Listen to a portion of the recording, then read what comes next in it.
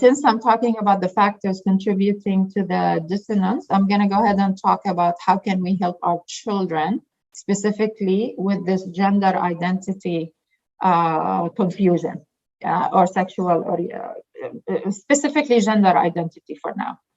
So in early childhood, I really encourage our parents not to be confused about whether do I need to tell my son that he's a boy, or what do I do? Like, is what they're teaching at school right? That, you know, a child has to really define for himself or herself that he's a boy or he's a girl.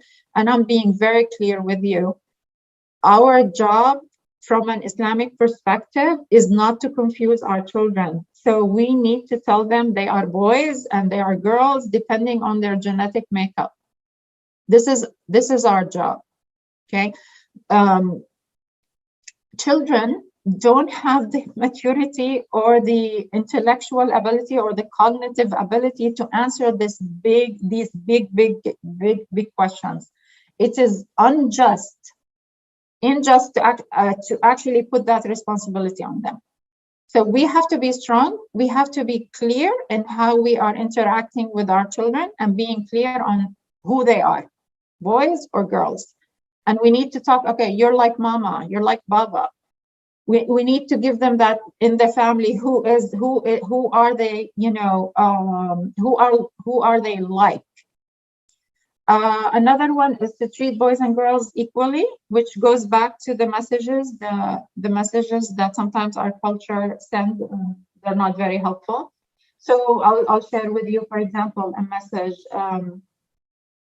like from an early on, we tell the boy, oh, okay, Habibi, you're a boy, you don't need to do anything. And we tell the girl, oh, you're a girl, you're gonna grow up and you're gonna grow up and take care of the house. Of course, come and help mama.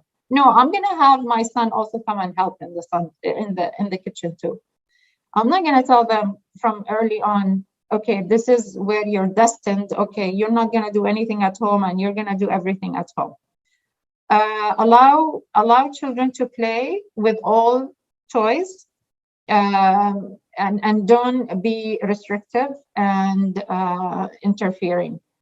The chores one I already mentioned, have whether boys and girls, they both do chores, depending on their ability, depending on their inclination, and of course, depending on the age.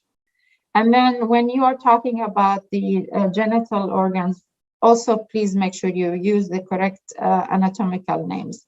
Don't give them some, you know, weird nicknames, and then they go to school, use these nicknames with their friends, and then friends go on like, what are you talking about? We don't know what you're talking about. Let's be very, you know, this is part of their body. So teach them the actual correct names for these organs. Later childhood and adolescence, definitely emphasize the role models, good, correct role models for the different genders. Again, I'm going to emphasize this again and again, treating boys and girls equally. For example, in our community, sometimes I see this all the time. The girl has a curfew. She has to be back home by 8 p.m. while the boy can stay out as long as he wants. And when the girl questions why, and she's told, you're a girl, he's a boy. This is the type of stuff I'm talking about. So if you are worried about the girl, then make sure that the boy has a curfew too. Same thing. Don't tell them, oh, you're a girl, you're a boy. Definitely discussing puberty whenever you know that they need to learn about it, and there are many dimensions to discussing puberty: physical, religious, and emotional. I'll share with you. My kids went to Islamic school, and I didn't think that I needed to have the sexual discussion or the sexual talk. But it was until I figured maybe we'll begin talking about it when my eldest is in 6th grade.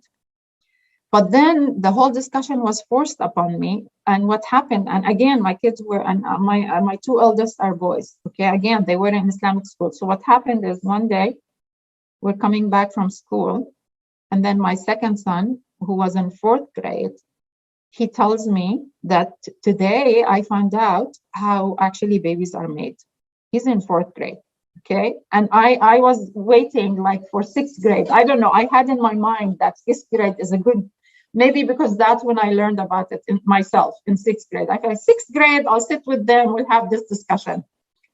So this is how it is in the car. I have a girl in the car who was younger. She was maybe in second grade at that time, and I had also a toddler.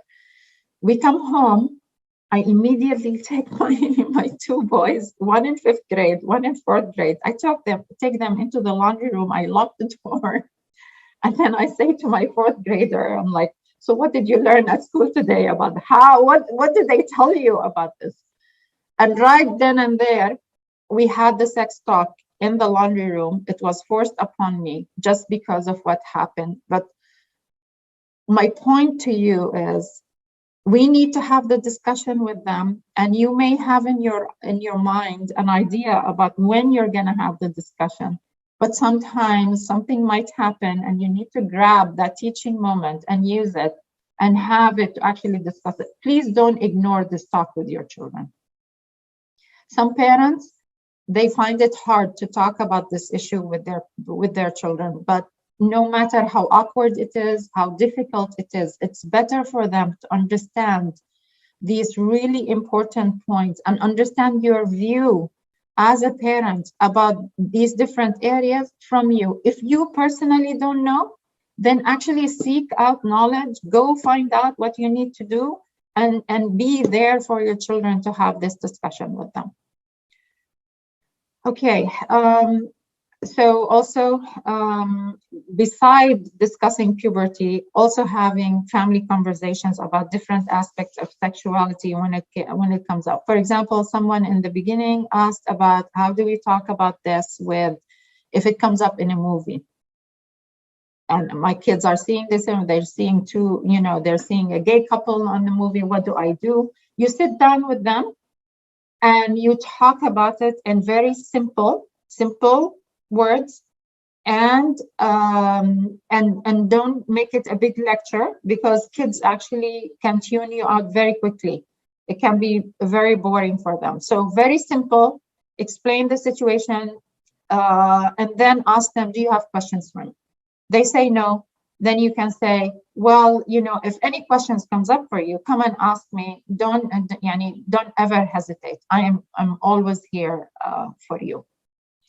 When you are talking about the issue of homosexuality or the transgender issue, please be mindful to differentiate between respecting people and not liking the behavior, because your kids are going to encounter, whether at school or college or work, people who have the homosexual orientation or people who are transgender, and they need to differentiate between how to deal with these people with respect and dignity, and how to not like the behavior that is not condoned by Islam. Very important, because our children sometimes they take what we say about homosexuality and they go to school and they start, for example, attacking someone who has the homosexual orientation at school, and they get in trouble. And so we need to be conscious and aware of the context we are living in and how we need to deal with it. Another point here is really definitely teaching boys and young men to respect women and not to see women as merely sexual objects. And the other thing, the last point here is to emphasize to our children that there is no haya in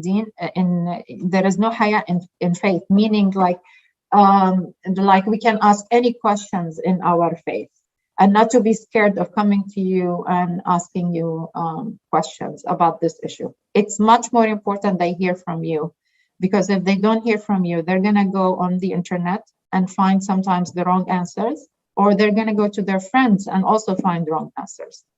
So we need to be available. We need to have a safety between us so they can feel comfortable coming to you and talking to you about these issues.